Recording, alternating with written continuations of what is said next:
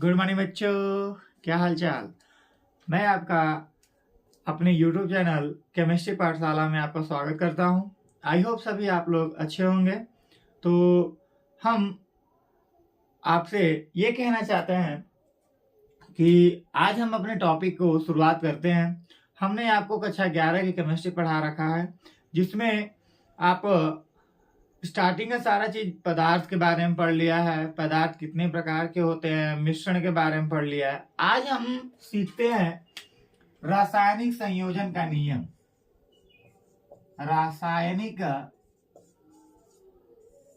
संयोजन का नियम। रासायनिक संयोजन का नियम क्या होता है बेटा? रासायनिक संयोजन का नियम क्या होता है? रासायनिक संयोजन का नियम किसे कहते हैं बेटा? तो रासायनिक संयोजन, रासायनिक मतलब होता है कौन सा? रासायनिक अभिक्रिया। क्या हो जाएगी बेटा? रासायनिक अभिक्रिया। और संयोजन का मतलब होता है क्या? जुड़ना या जोड़ना, आपस में क्या होना? जुड़ना। ठीक है। और यहाँ पे नियम मतलब जानते ही हैं, रूल्स अंग्रेजी में समझ लीजिए। तो रासायनिक अभिक्रियाओं का आपस में क्या करना? जुड़ना। और जुड़ने के लिए क्या होना चाहिए? एक नियम होना चाहिए बेटा। उसी को बोलेंगे रासायनिक संयोजन का क्या? नियम। तो रासायनिक संयोजन का नियम होता क्या है? तो रासायनिक अभिक्रियाएं आपस में पूरी होने के लिए, संयोजित होने के लिए जिस नियम का पालन करती हैं, उसी नियम को क्या कहते हैं? रासायनिक संयोजन का नियम कहते हैं। आई बात समझ में? तो लिखते हैं यहाँ पे रासायनिक संयोजन का नियम। तो वह नियम जिसमें या जिससे रासायनिक अभिक्रिया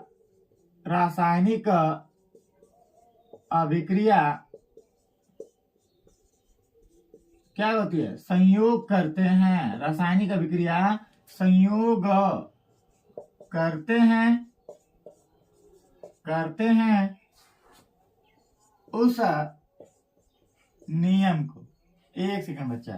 रासायनिक अभिक्रियाएं जिस नियम से संयोग करते हैं ना बेटा, जिस नियम से संयोग करते हैं, संयोग करते हैं, वह नियम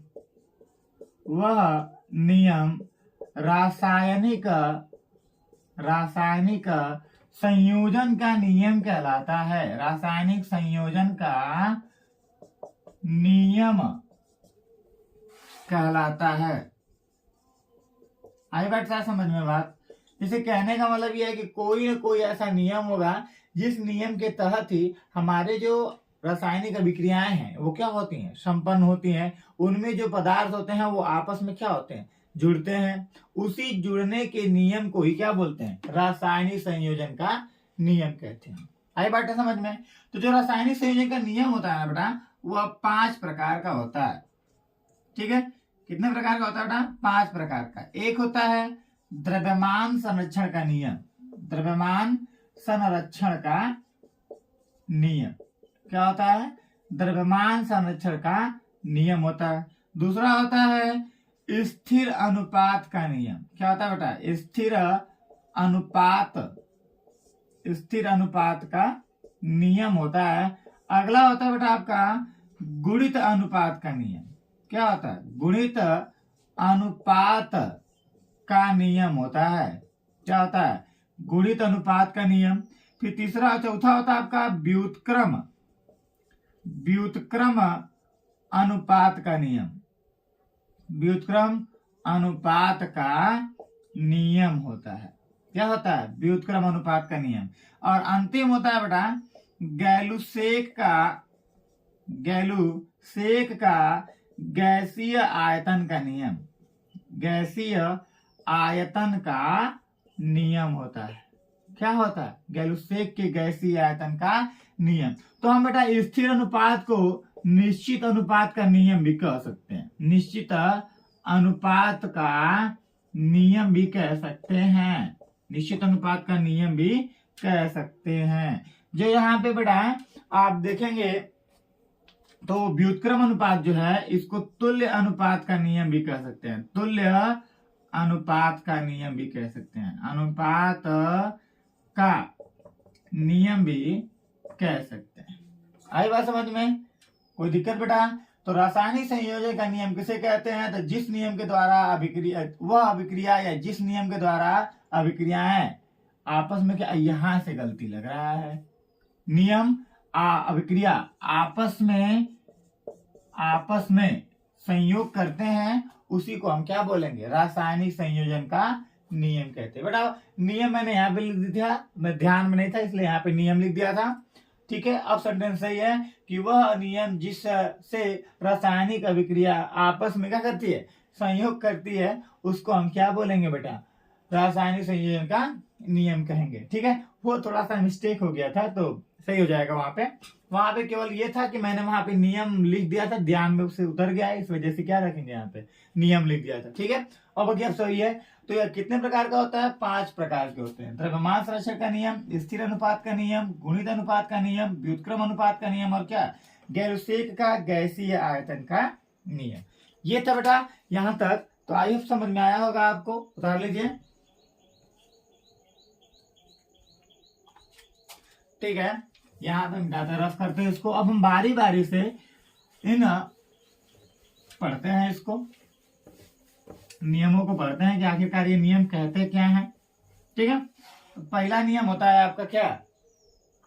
पहला नियम है आपका द्रव्यमान संरक्षण का नियम। क्या होता है? द्रव्यमान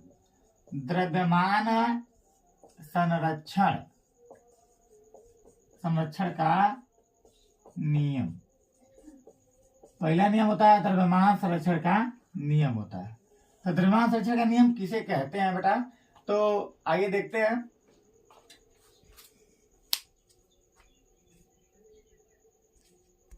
द्रव्यमान संरक्षण का नियम किसे कहते हैं? देखिए, तो द्रव्यमान का मतलब होता है, आपको पता है द्रव्यमान किसे कहते हैं?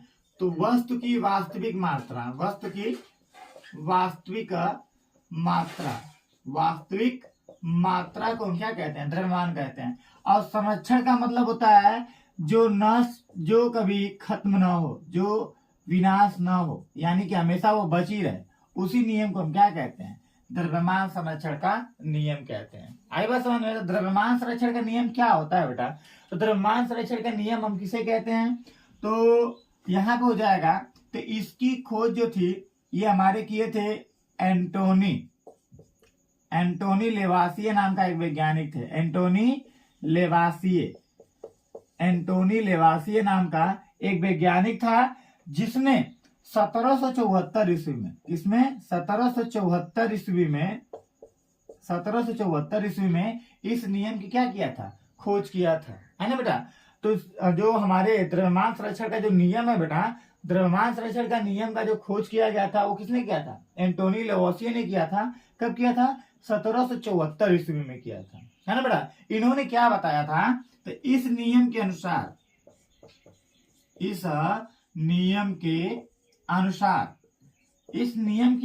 क्या था बेटा? तो इस नियम के अनुसार था कि कोई भी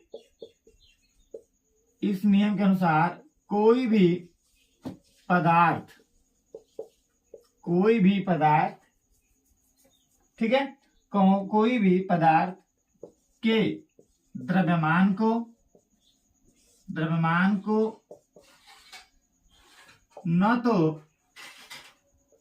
तो बनाया जा सकता है, यानी कि न तो बनाया जा सकता है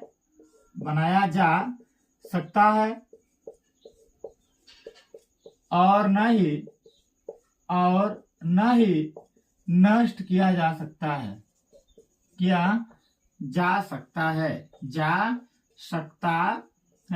आई बात समझ में? तो इसमें क्या होगा बेटा ना, इस नियम ये हमको यह बताता है कि कोई पदार्थ होगा, उस पदार्थ का जो द्रव्यमान होगा उसको हम न तो बना सकते हैं और नहीं क्या कर सकते हैं? नष्ट कर सकते हैं। अर्थात हम कह सकते हैं कि अर्थात किसी पदार्थ का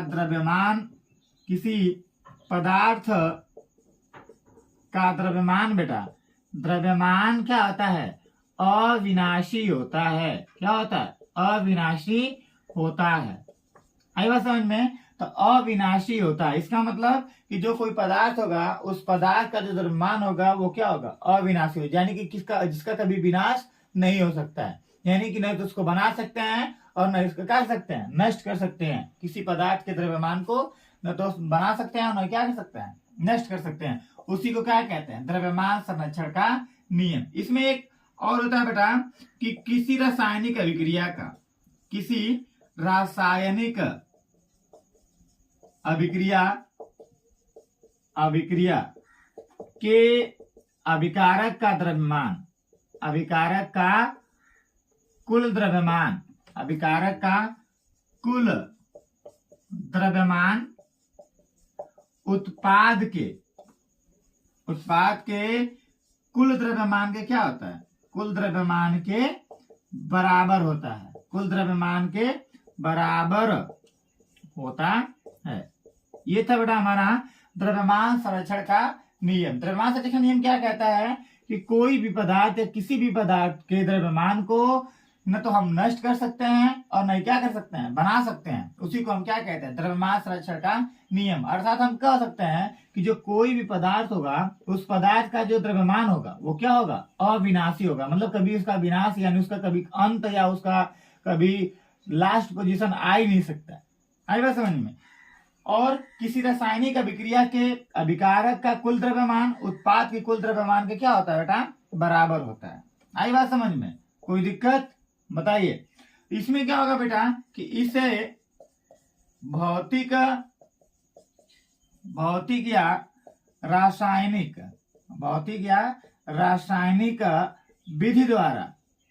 विधि द्वारा विभाजित नहीं किया जा सकता है, विभाजित नहीं किया जा सकता है, नहीं किया जा सकता है। यानी कि हम इनको विभाजित नहीं कर सकते हैं, चाहे भौतिक विधि द्वारा हो चाहे क्या रासायनिक विधि द्वारा हो। इन दोनों विधियों के द्वारा हम पदार्थ के द्रव्यमान को नष्ट नहीं कर सकते हैं।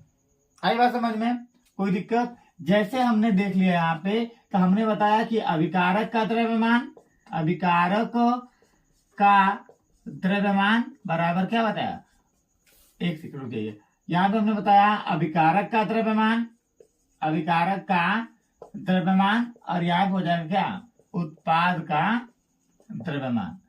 तो मान लेते हैं कि कोई हमारा रिएक्शन है, यहाँ पे हम ले लेते हैं नाइट्रोजन धन हाइड्रोजन, दोनों मिला दिया जाएगा, बन जाएगा क्या NH3। यहाँ पे 2 से मल्टीप्लाई, यहाँ पे 3 से मल्टीप्लाई, समीकरण को बैलेंस करने के लिए बेटा।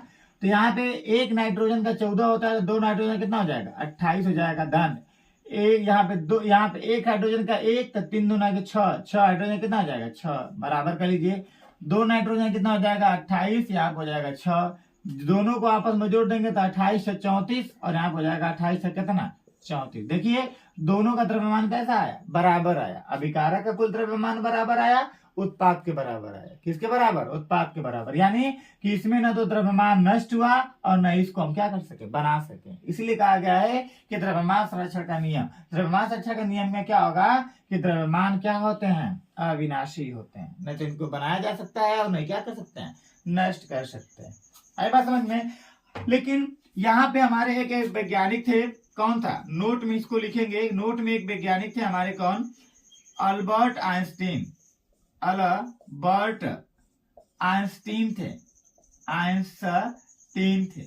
उन्होंने क्या किया ना बेटा कि इन्होंने यह बताया कि पदार्थ को ऊर्जा में, आइंस्टीन के अनुसार इन्होंने यह कह दिया कि पदार्थ को ऊर्जा में तथा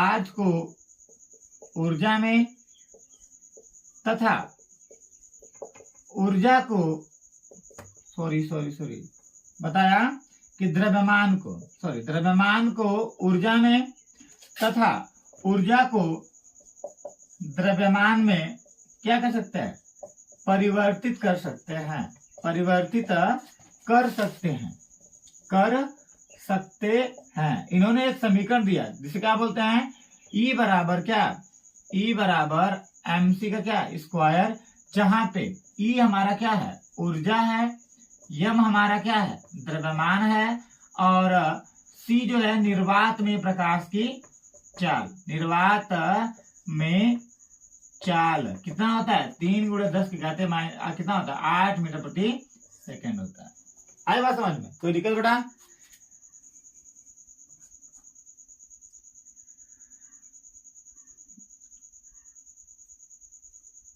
आई होप आपको यहां तक समझ में आया होगा। द्रव्यमान संरक्षण के नियम के बारे में समझ में आया होगा आपको। तो द्रव्यमान संरक्षण का नियम क्या होता है? द्रव्यमान क्या होते हैं? अविनाशी होते हैं। तो हमारे अल्बर्ट आइंस्टीन थे, उन्होंने क्या कह दिया कि द्रव्यमान को ऊर्जा में तथा ऊर्जा को किसमें बदल सकते हैं? द्रव्यमान में बदल सकते हैं। इसलिए इन्होंने एक समीकरण दिया, E बराबर क्या? mc²। E बराबर ऊर्जा, m बराबर द्रव्यमान और c निर्वात में प्रकाश की चाल होता है। ठीक है, यहां तक समझ में आया आपको? बताइए, यहां तक समझ में आया आपको? ठीक है, यहां तक उतारिए इसको, रस कर रहा हूं मैं इसको। समझ में आया आपको? ठीक, बढ़िया है।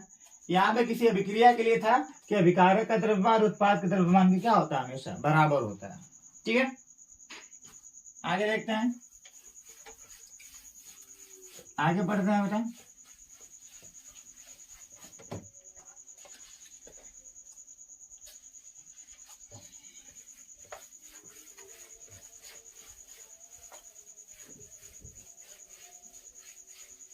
आगे बेटा,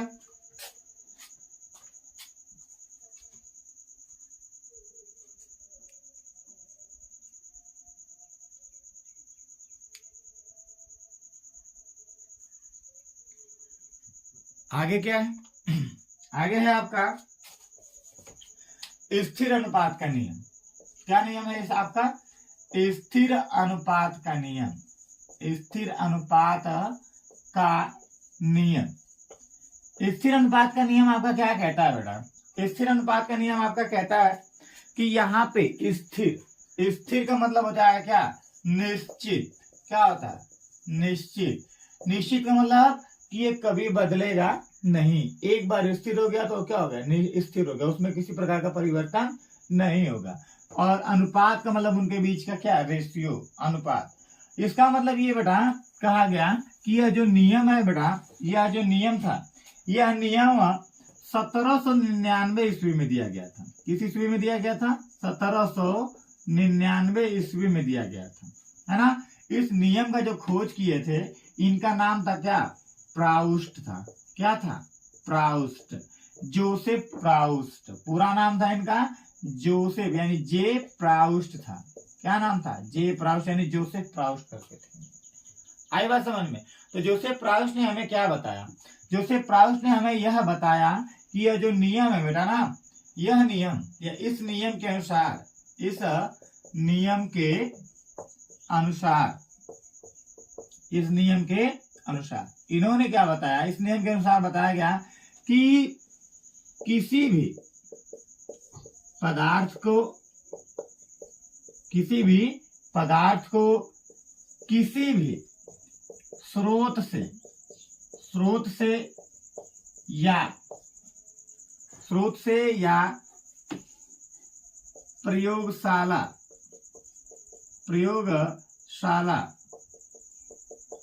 आदि से उसी अनुपात में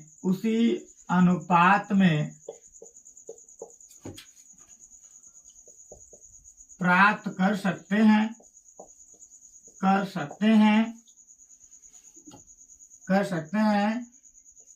जिस अनुपात में वह बना होता है। यानी कि इसमें जो कोई पदार्थ होगा, उस पदार्थ को हम किसी भी स्रोत से प्राप्त करेंगे तो वह सदैव उसी अनुपात में मिलेगा हमको, जिस अनुपात में वो मिलकर क्या होता है? बना होता है। उसी को हम क्या कहते हैं? स्थिर अनुपात का नियम। स्थिर अनुपात का नियम क्या कहता है बेटा? तो स्थिर अनुपात का नियम यह कहता है कि किसी पदार्थ को किसी भी स्रोत से प्राप्त करें, चाहे प्रयोगशाला से हो, चाहे कहीं से भी, धरती के किसी भी कोने से प्राप्त करें, तो उसका उसी अनुपात में प्राप्त होगा। आदि से वह उसी अनुपात में प्राप्त करते हैं, उसी अनुपात में प्राप्त कर सकते हैं बेटा, जिस अनुपात में वह मिलकर क्या होगा? बना होगा। उसी अनुपात में हम क्या कर सकते हैं, प्राप्त कर सकते हैं। अगर अनुपात हम बदल देते हैं, उनके आपस में अनुपात बदल देते हैं, तो हमें वह पदार्थ वापस मिलेगा नहीं। जैसे हमने ले लिया बेटा यहाँ पे जल ले लिया, क्या ले लिया, जल ले लिया। तो यहाँ पे जल देखेंगे आप, जल को प्राप्त करने के स्रोत कई हैं आपको। एक आपका हो जाएगा तालाब, फिर आपका हो जाएगा नदी, फिर आपका हो जाएगा झरना, क्या हो जाएगा, झरना, है ना, फिर हो जाएगा आपका नाला, होगा कि नहीं होगा। तो इसको एक हो जाएगा प्रयोगशाला, प्रयोगशाला। तो प्रयोगशाला में देखेंगे तो आप देखेंगे कई प्रकार, कई जगह से हम पानी को क्या कर रहे हैं, प्राप्त कर रहे हैं। यहाँ पे तालाब से भी प्राप्त कर रहे हैं, नदी से कर रहे हैं, प्रयोगशाला में बना रहे हैं, झरना में बना रहे हैं, झरना से प्राप्त कर रहे हैं, और यहाँ से क्या बना रहे हैं, नाला से प्राप्त कर रहे हैं। तो इन जगहों से हम प्राप्त कर रहे हैं बेटा। लेकिन देखेंगे आप, हर एक जगह देखेंगे, चाहे प्रयोगशाला में चाहे नदी में देखेंगे, तो यहाँ पे हाइड्रोजन जो है, हाइड्रोजन का 2 परमाणु और ऑक्सीजन का 1 परमाणु जब तक नहीं मिलेगा बेटा, तब तक हमारा जो स्थिर अनुपात का नियम लागू नहीं हो रहा है। यहाँ पे कहने का अभिप्राय बेटा ये है कि जब तक हमारा हाइड्रोजन का 2 परमाणु ऑक्सीजन के 1 परमाणु से संयोग नहीं करता है, तब तक जल का निर्माण होने वाला नहीं है।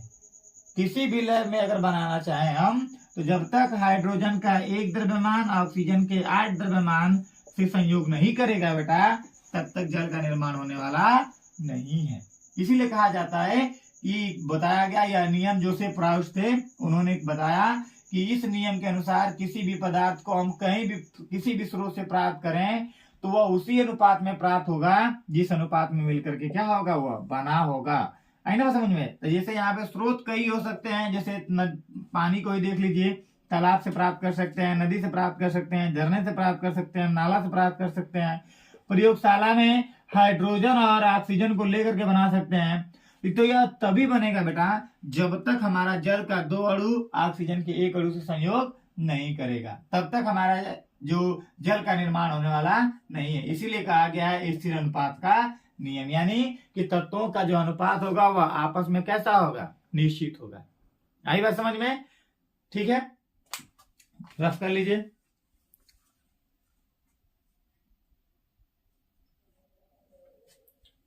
ठीक है, तो समझ में आया, आई होप यहां तक आप लोग को समझ में आ गया होगा। बताइए, यहां तक आप लोग को समझ में आया?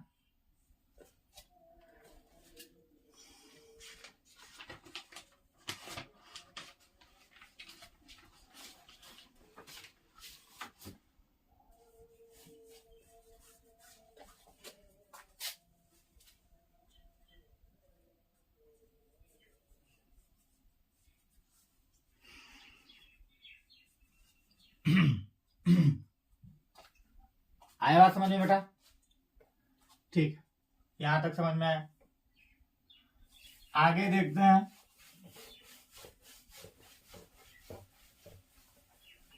आगे आपका कौन सा नियम है बेटा? गुणित अनुपात का नियम। कौन सा नियम? गुणित अनुपात का नियम, है ना?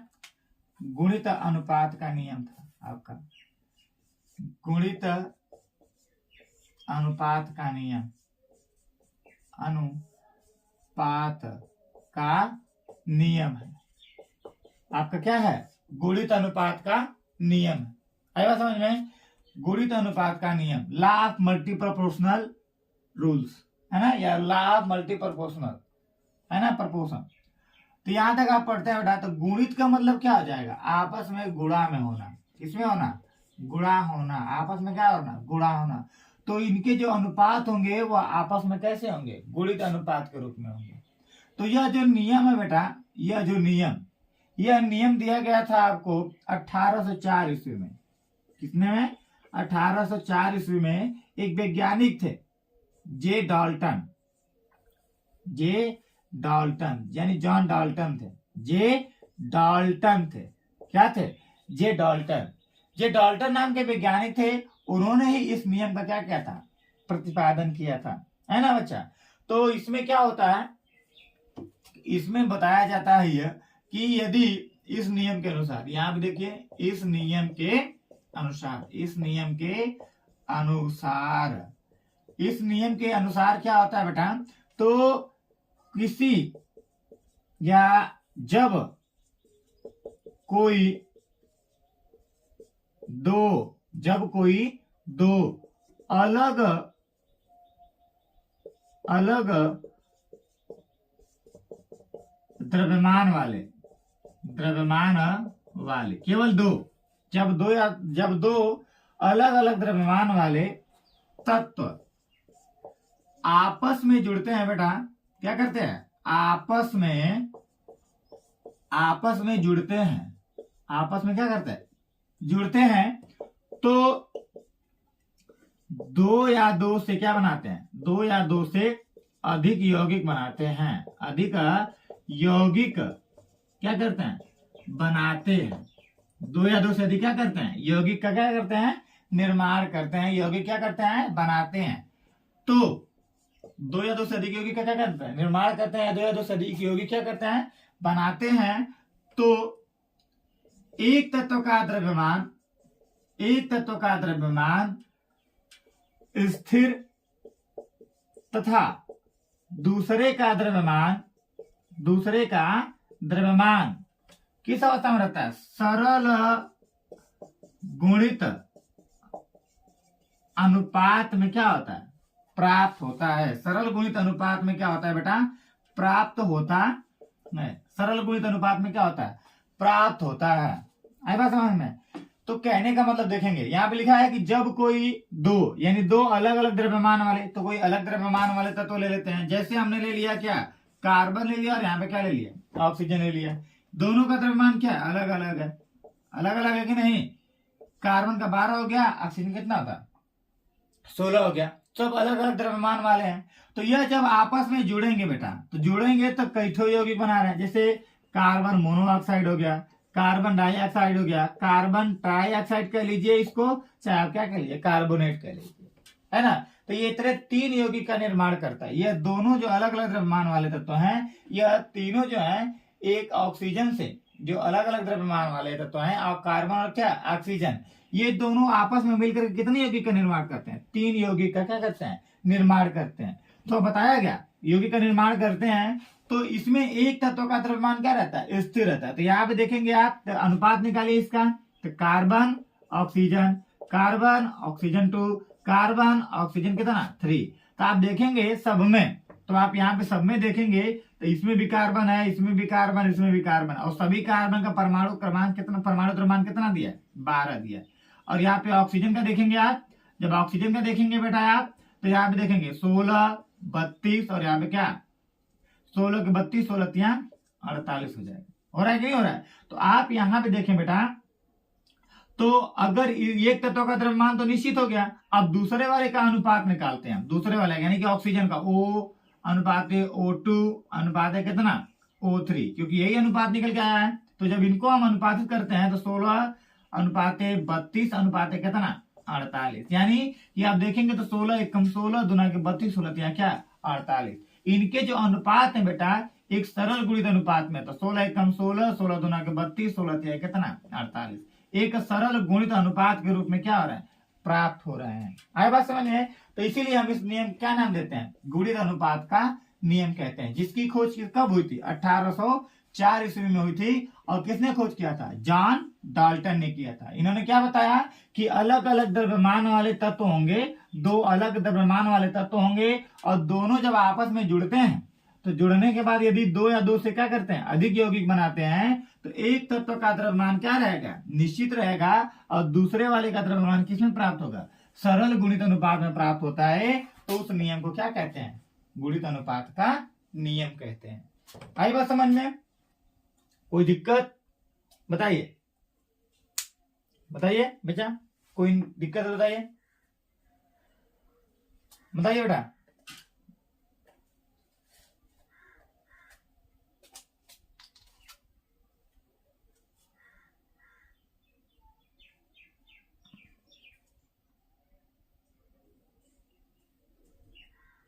बताइए, इस नियम में कोई दिक्कत है? बताइए।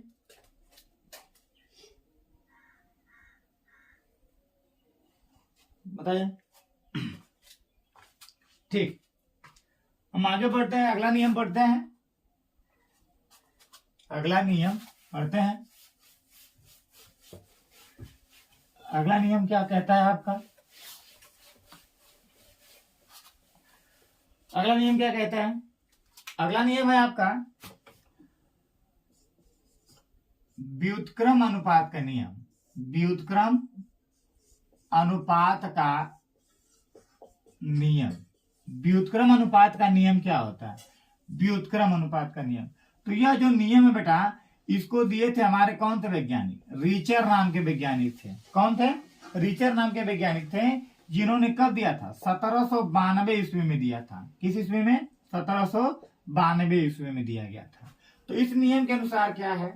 इस नियम के अनुसार, इस नियम के अनुसार, इस नियम के अनुसार क्या होता है बेटा? तो जब तीन अलग अलग द्रव्यमान वाले, जब तीन अलग अलग द्रव्यमान वाले तत्वों में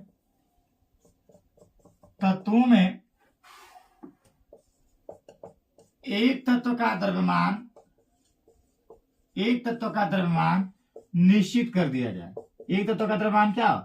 निश्चित हो, तथा इसी निश्चित द्रव्यमान वाले से, इसी निश्चित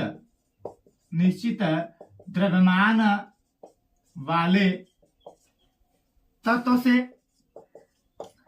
से दो अलग अलग द्रव्यमान वाले तत्व जुड़कर यौगिक बनाते हैं। क्या करते हैं बच्चा? यौगिक बनाते हैं।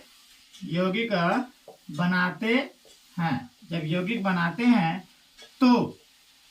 बनाते हैं तो इन यौगिक का अनुपात निकालने पर, इन यौगिक का अनुपात निकालने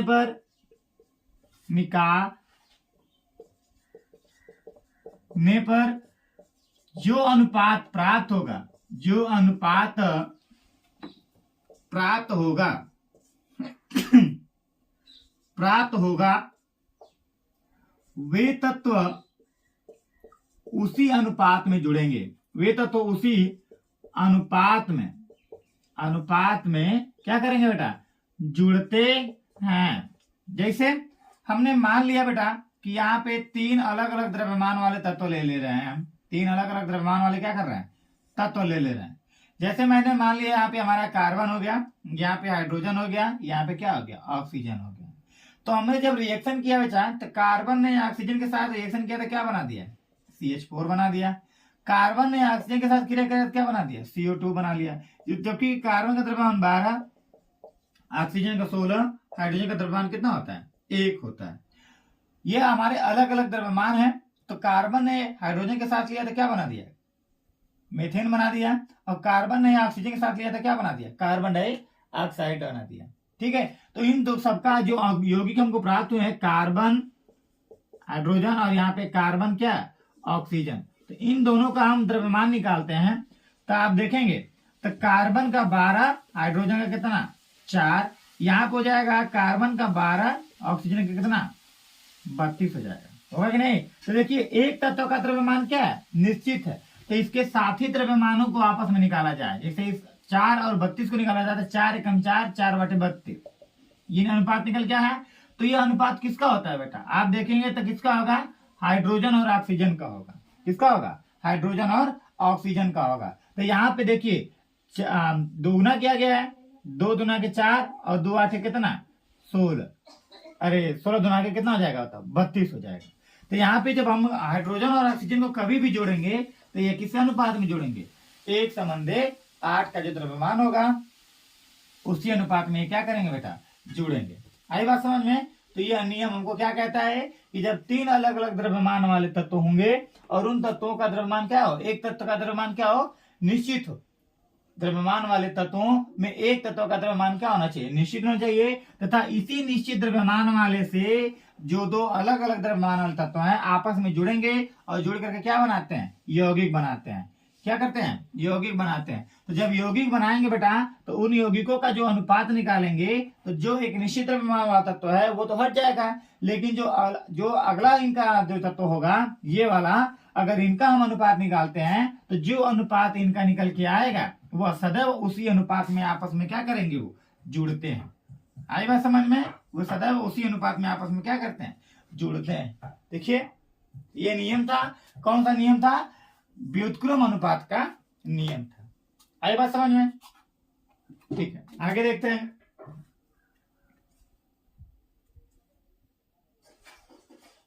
आगे देखते हैं आपका अगला नियम है आपका, अगला नियम है गैलुसेक का गैसीय आयतन का नियम। अगला नियम क्या है बेटा, गैलुसेक का गैसीय आयतन का नियम। अगला नियम है गैलुसेक का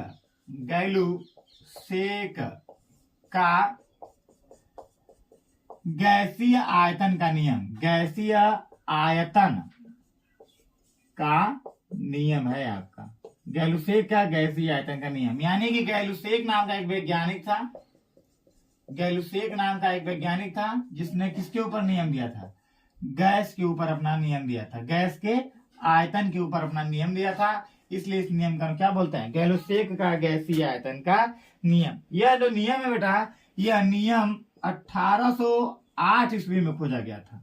कितने में, 1808 ईस्वी में इस नियम का खोज हुआ था। आया बात समझ में। तो इस नियम के अनुसार, ये जो नियम होगा, इस नियम के अनुसार, इस नियम के अनुसार क्या होता है बेटा, तो जब गैसें